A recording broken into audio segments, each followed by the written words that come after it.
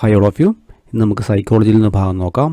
മറവി അല്ലേ, നമ്മൾ ഇമ്പോർട്ടൻ്റ് ആയ ടോപ്പിക്കാണ്. കഴിഞ്ഞ PSC exam, LP UP exam നോക്കിയാൽ കാണാം. മറവിയുമായി ബന്ധപ്പെട്ട, അതേപോലെ ഓർമ്മയുമായി ബന്ധപ്പെട്ട ടോപ്പിക്ക് ക്വസ്റ്റ്യൻ വന്നിട്ടുണ്ട്.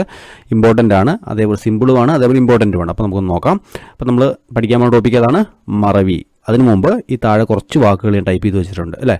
ഈ വാക്കുകൾ ജസ്റ്റ് നോക്കുക. മറവി, സജീവ മറവി, നിഷ്ക്രിയ മറവി, മറവിയുടെ കാരണം, എബിംഗ്ഹസ്, വിസ്മരണരേഖ, അങ്ങനെ കുറച്ച് നമ്പറും കാര്യങ്ങളൊക്കെ താഴെ. എബിംഗ്ഹസ് അല്ലേ, നിഗമനങ്ങൾ, അതേപോലെ മറവിയുടെ തോത് കുറയ്ക്കാൻ, ഇങ്ങനെ കുറച്ച് കാര്യങ്ങൾ കൊടുത്തിട്ടുണ്ട്. അപ്പം ഏകദേശം കിട്ടിക്കാണും. എന്താണ് കുറച്ച് കാര്യങ്ങൾ കിട്ടിയിട്ടുണ്ടാവും അല്ലേ. അപ്പോൾ നമ്മളുടെ ടോപ്പിക്ക് എന്താണ്? മറവി അല്ലേ. അപ്പോൾ ഈ മറവി എന്ന വാക്ക് നമ്മൾ കേൾക്കുമ്പോൾ തന്നെ അതിന് മുമ്പൊരു കാര്യം നമുക്ക് ഓർമ്മ വരും. എന്താണ്? ഓർമ്മ വരും എന്ന് പറഞ്ഞാൽ തന്നെ ആ വാക്കിൽ തന്നെ ഉണ്ടല്ലേ. എന്താണ്? ഓർമ്മ എന്നൊരു കാര്യവും നമുക്ക് സൈക്കോളജി പഠിക്കാനുള്ള ടോപ്പിക്ക് തന്നെയാണ് അല്ലേ.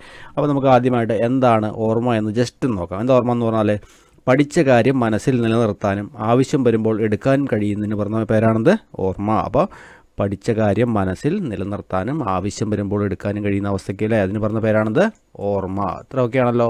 നമ്മൾ പറയാറുണ്ട് അല്ലേ, ഓർമ്മ കിട്ടാറില്ല അല്ലേ, മറന്നുപോയി എന്നൊക്കെ പറയും. അപ്പോൾ ഓർമ്മ എന്ന് പറഞ്ഞാൽ എന്താണ്? അപ്പോൾ പഠിച്ച കാര്യം നമ്മുടെ മനസ്സിൽ നിലനിർത്തിയിട്ട് നമുക്ക് ആവശ്യം വരുമ്പോൾ എന്ത് ചെയ്യണം? അത് എടുക്കാനുള്ള എടുത്താൽ നമുക്ക് കിട്ടുന്നത് അതിന് പറഞ്ഞ പേരാണ് ഓർമ്മ എന്ന് പറയും. ഓക്കെ ആണല്ലോ. അപ്പം മറവി എന്താണെന്ന് നോക്കി. എന്താ മറവി എന്ന് പറഞ്ഞാൽ? അപ്പം മറവി എന്ന് പറഞ്ഞാൽ പഠിച്ച കാര്യം നമുക്ക് ആവശ്യമുള്ള സമയത്തല്ലേ പുനസ്മരിച്ചെടുക്കാൻ പരാജയപ്പെടുന്ന പ്രക്രിയയ്ക്ക് പറയപ്പെടാനാണ് മറവി. അപ്പോൾ പഠിച്ച കാര്യം പുനസ്മരിച്ചെടുക്കാൻ എന്ന് വെച്ചാൽ നമുക്ക് ആവശ്യമുള്ളപ്പോൾ റിട്രൈവ് ചെയ്തെടുക്കാൻ പറ്റാത്ത അല്ലെ പരാജയപ്പെടുന്ന ആ പ്രക്രിയയ്ക്ക് പറഞ്ഞ പേരാണെന്ത്? മറവി എന്ന് പറയും. ഓക്കെ, അപ്പം ഇതൊക്കെയാണല്ലോ. മറവി എന്താ നോക്കിയാണല്ലോ, ഓർമ്മ എന്താ നോക്കിയാണല്ലോ. ഓക്കെ, ഇനി ഈ മറവി എന്ന സംഭവം, മറവി എന്ന കാര്യം രണ്ട് തരമുണ്ട്. രണ്ട് തരമുണ്ട്. ഏതൊക്കെയാണ് പറഞ്ഞു? സജീവ മറവിയുണ്ട്, നിഷ്ക്രിയ മറവിയുണ്ട്. അപ്പം മറവി എത്ര തരമുണ്ട്? രണ്ട് തരമുണ്ട്. ഏതൊക്കെയത്? സജീവ മറവി, നിഷ്ക്രിയ മറവി. ഇനി നമുക്ക് പഠിക്കാം എന്താണ് സജീവ മറവി എന്ന് പറഞ്ഞാൽ. അതായത് സജീവ മറവി എന്ന് പറഞ്ഞാൽ നമുക്ക് വേദന ഉണ്ടാക്കുന്ന കാര്യങ്ങൾ, അല്ലെങ്കിൽ നമ്മൾ ഓർക്കാൻ ആഗ്രഹിക്കാത്ത കാര്യങ്ങളൊക്കെ നമ്മൾ എന്ത് ചെയ്യും? മനഃപൂർവ്വം എന്ത് ചെയ്യും? മറക്കുന്നു. ഇതിന് പറഞ്ഞ പേരാണത് സജീവ മറവി എന്ന് പറയും. അപ്പം നമുക്ക് വേദനയുണ്ടാക്കുന്ന അല്ലെങ്കിൽ ഓർക്കാൻ ഇഷ്ടപ്പെടാത്ത കാര്യങ്ങളൊക്കെ നമ്മൾ മനഃപൂർവ്വം മറക്കും. അതിന് പറഞ്ഞ പേരാണിത് സജീവ മറവി. എക്സാമ്പിൾ പറയുകയാണെന്ന് പറഞ്ഞു നോക്കിയേ അല്ലേ. നമ്മുടെ വീട്ടിലപ്പോൾ നമുക്ക് ഇഷ്ടപ്പെട്ട ആളുകളുടെ മരണം ഒക്കെ നമ്മൾ എന്ത് ചെയ്യുക? ഓർത്തിരിക്കാൻ ആഗ്രഹിക്കുമോ? നമുക്ക് അത് ഓർക്കുമ്പോൾ സങ്കടം വരും അല്ലേ. അപ്പോൾ നമ്മൾ എന്ത് ചെയ്യും? അത് മനഃപൂർവ്വം എന്ത് ചെയ്യും? നമ്മൾ മറക്കാൻ ശ്രമിക്കും. അതിനുശേഷം മറന്നതിന് ശേഷം നമ്മൾ എന്ത് ചെയ്യും? നമ്മൾ ജീവിതം മുമ്പോട്ട് കൊണ്ടുപോകും അല്ലേ. അപ്പോൾ ഇതിന് പറഞ്ഞ പേരാണിത് സജീവ മറവി. ഓക്കെ ആണല്ലോ. ഇനി രണ്ടാമത് നോക്കിയേ, എന്താണ് നിഷ്ക്രിയ മറവി എന്ന് പറഞ്ഞാൽ? എന്താ നിഷ്ക്രിയ മറവി എന്ന് പറഞ്ഞാൽ? അതായത് നമ്മളൊരു കാര്യം പഠിച്ചു അല്ലേ, ആ പഠിച്ച കാര്യം നമ്മൾ പോലും അറിയാതെ മറന്നു പോകുന്നു. ഇതിന് പറഞ്ഞ പേരാണിത് നിഷ്ക്രിയ മറവി എന്ന് പറയുക അല്ലേ. നമ്മൾ എക്സാമിൻ്റെ തലേദിവസം എക്സാമ്പിൾ പറയുകയാണെങ്കിൽ നമ്മൾ എക്സാമിൻ്റെ തലേദിവസം എന്ത് ചെയ്യും? വാരി വലിച്ച് പഠിക്കും. പരീക്ഷയ്ക്ക് ക്വസ്റ്റ്യൻ പേപ്പർ കാണുമ്പോൾ എല്ലാം മറന്നു പോകും. നമ്മൾ മറക്കണമെന്ന് വിചാരിച്ച് മറക്കുന്നതാണോ? അല്ല, ഓട്ടോമാറ്റിക്കലി മറന്നു പോകുന്നു അല്ലേ. അപ്പം അത്തരം മറവിക്ക് പറയുന്ന പേരാണിത് നിഷ്ക്രിയ മറവി എന്ന് പറയും. ഓക്കെ ആണല്ലോ. അപ്പോൾ ഞാൻ മറവി എന്താണെന്ന് പറഞ്ഞു തന്നു, സജീവ മറവി എന്താണെന്ന് പറഞ്ഞു, നിഷ്ക്രിയ മറവി പറഞ്ഞു തന്നു. ഓക്കെ ആണല്ലോ. ഇനി നമുക്ക് അടുത്ത് പഠിക്കേണ്ടത് മറവിയുടെ കാരണം എന്താണ് മറവിയുടെ കാരണം. അപ്പം മറവിയുടെ കാരണം നമുക്ക് കുറച്ചായിട്ട് നമ്മൾ എന്ത് ചെയ്യാം? നമ്പറിട്ട് വിളിക്കുകയാണെങ്കിൽ കുറച്ച് കാരണങ്ങൾ. ഒന്നാമത് നോക്കി, അടിത്തറയില്ലാത്ത പഠനം. അടിത്തറയില്ലാത്ത പഠനം എന്ന് പറയുന്നത് നമ്മളൊരു കാര്യം ചുമ്മാ അങ്ങ് പഠിക്കുക. അപ്പോൾ സൈക്കോളജിയൊക്കെ നമ്മളെങ്ങനെ പഠിക്കുന്നത്? ചുമ്മാ അങ്ങ് പഠിച്ചു വിടുക അല്ലേ. അപ്പോൾ കുറച്ച് കഴിയുമ്പോൾ എന്ത് ചെയ്യും? പേരും മറന്നു പോവും, ആളും മറന്നു പോവും, എല്ലാം കുഴഞ്ഞും പോവും. ആ സമയത്ത് നമ്മളെന്താണ് ഒരു തട്ടായിട്ട് അല്ലേ നമ്മൾ എന്താണ് പഠിക്കുന്നത്, ഇത് എങ്ങനെയാണ് ബന്ധപ്പെട്ട് കിടക്കുന്നത് അല്ലേ, ഒരു അടിത്തറ കൊടുത്ത് പഠിച്ചാൽ നമ്മൾ എന്ത് ചെയ്യില്ല, അത് മറന്നു പോകത്തില്ല. അപ്പോൾ അടിത്തറയില്ലാത്ത പഠനമാണ് ഒന്നാമത്തെ കാര്യം. മനസ്സിലായല്ലോ? ഒന്നാമത്തേതാണ് അടിത്തറയില്ലാത്ത ബേസ്ലെസ് സ്റ്റഡി അല്ലേ. അടിത്തറയില്ലാത്ത പഠനമാണ് മറന്നു പോകാനുള്ള ഒന്നാമത്തെ കാരണം. രണ്ടാമത്തെ കാരണം എന്ന് പറഞ്ഞാൽ നമ്മൾ പുതിയ അറിവ് പഠിച്ചു വരുമ്പോൾ എന്ത് ചെയ്യും? പഴയത് മറന്നുകൊണ്ടിരിക്കും. പുതിയ കാര്യങ്ങൾ പഠിച്ചു വരുമ്പോൾ പഴയ കാര്യങ്ങൾ എന്ത് ചെയ്യും? മറക്കും. ഇതാണ് രണ്ടാമത്തെ കാര്യം. അപ്പോൾ പുതിയ കാര്യങ്ങൾ പഠിച്ചു വരുമ്പോൾ നമ്മൾ പഴയത് എന്ത് ചെയ്യും? മറന്നു പോകും. ഇതാണ് രണ്ടാമത്തെ കാരണം. ഇനി നോക്കിയേ, മൂന്നാമത്തെ ഒരു കാരണമുണ്ട്, മാനസിക തളർച്ചയുള്ള സമയത്ത് നമ്മൾ എന്ത് ചെയ്യും? നമ്മൾ മനസ്സിലുള്ള കാര്യങ്ങൾ നമ്മൾ എന്ത് ചെയ്യും? മറന്നു പോകാൻ സാധ്യതയുണ്ട്. അതേപോലെ രോഗങ്ങൾ. നാലാമത്തെ കാര്യം എന്താണ്? നാലാമത്തെ കാര്യം മാനസിക തളർച്ചയുണ്ട്. അടുത്തെന്താണ്? രോഗങ്ങളുണ്ട്. പിന്നെ എന്തുണ്ട്? മസ്തിഷ്കാഘാതം അല്ലേ. ഇങ്ങനത്തെ കാരണങ്ങൾ കൊണ്ടൊക്കെ എന്ത് ചെയ്യുക? നമ്മൾ മറവി വരാം. അപ്പോൾ എന്തൊക്കെയാണ് മറവിയുടെ കാരണം? അടിത്തറയില്ലാത്ത പഠനം, പുതിയ അറിവ് വന്നു ചേരുമ്പോൾ പഴയ കാര്യം നമ്മൾ എന്ത് ചെയ്യും? മറന്നു തുടങ്ങും. അതേപോലെ എന്ത് ചെയ്യുക?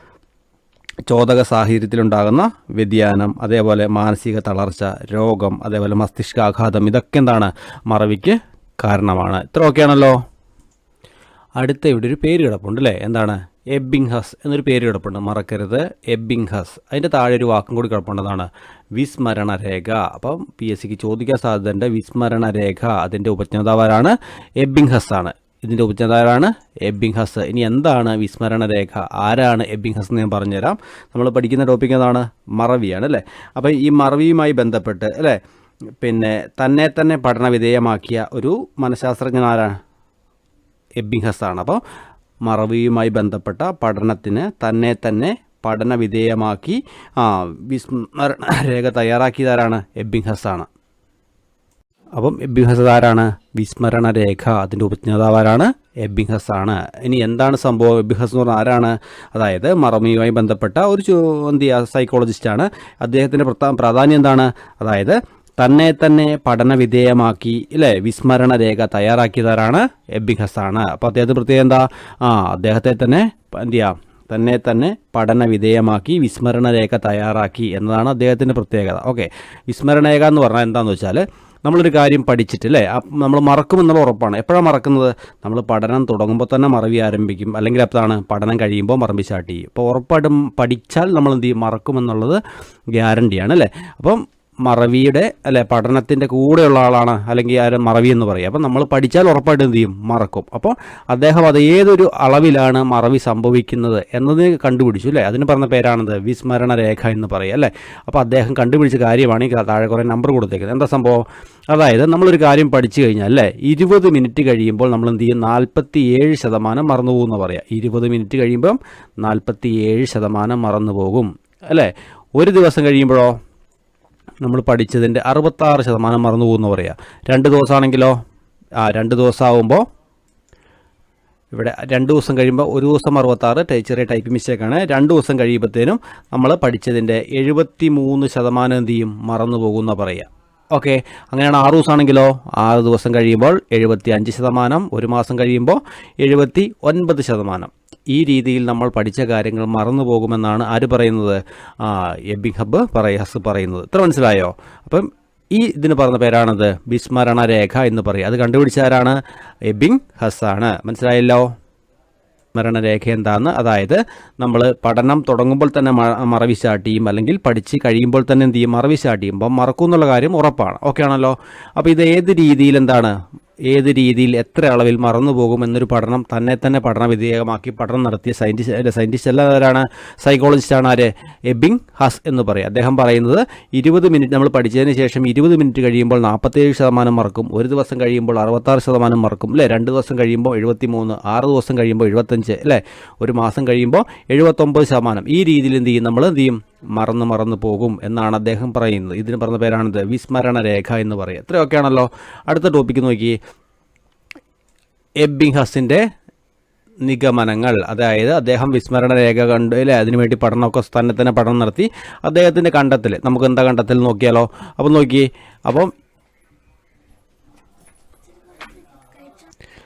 അപ്പം ഈ ഒരു സ്റ്റാറ്റിസ്റ്റിക് അല്ലേ, ഒരു കണക്ക് കേട്ടു അല്ലേ. അപ്പോൾ ഇതുമായി ബന്ധപ്പെട്ട് നമുക്ക് ആ നിഗമനം കണ്ടെത്താം. എബിങ്ഹസിൻ്റെ നിഗമനം എന്ന് പറഞ്ഞാൽ എന്താണ്? നമുക്ക് നോക്കിയാൽ തന്നെ അറിയാം. നോക്കി 47, അവിടുന്ന് വളരെ ഒരു എന്താണ് വ്യത്യാസമുണ്ട് അല്ലേ, 66 അല്ലേ, 66 നിന്ന് 73 അപ്പം നോക്കി ഇവിടുത്തെ ഭാഗം നോക്കി ആദ്യഘട്ടത്തിൽ. അപ്പം നമുക്ക് ഈ ഒരു കണക്കിന് എന്ത് ചെയ്യാം?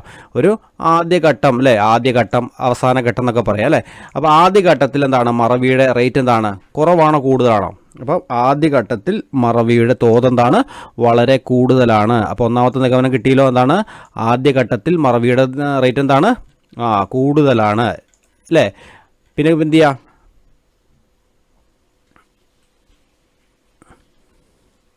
പിന്നെ കുറച്ച് കഴിയുമ്പോൾ എന്ത് ചെയ്യുക? സമയം കൂടുന്നതനുസരിച്ച് ഈ മറവിയുടെ തോത് കുറവാണ്. നമുക്കറിയാം 75, 79. അപ്പം നമുക്ക് അദ്ദേഹത്തിൻ്റെ കണ്ടുപിടുത്തം നിഗമനം എന്തൊക്കെയാണ്? അപ്പോൾ ചിലപ്പോൾ ചോദിക്കും എബിങ്ഹസിൻ്റെ നിഗമനത്തിൽ പെട്ടത് ഏതാണ്, പെടാത്ത ഏതാണെന്ന് ചോദിക്കുമ്പോൾ പെട്ടത് ഏതാണ്?